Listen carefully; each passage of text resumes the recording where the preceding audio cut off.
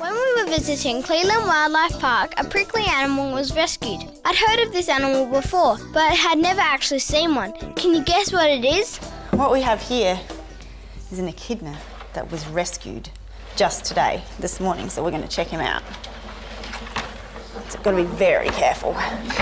He was rescued. One of the rangers in a conservation park found this echidna down a mine shaft, so he'd fallen down a mine shaft. So what we've got to do, and he's been down there for quite a few days, and lucky it's been really cold because echidnas go into like a hibernation called torpor.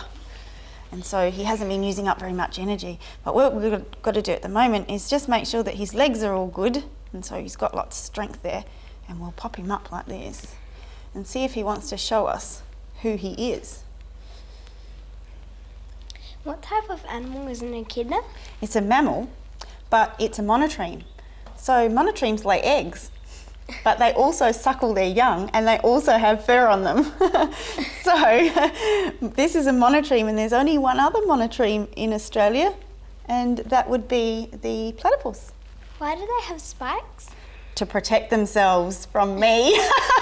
No, they don't have spikes to protect themselves from me. They have spikes to protect themselves from predators. So what's going to happen is I'm trying to get her face to come out and have a look at me, but if she was to do that with a dog, maybe attacking her or having a look at her, or a fox, or another animal that might like to prey on her, then she would be in a little ball all curled up, and the spikes, they wouldn't be able to get her. Spikes protect her.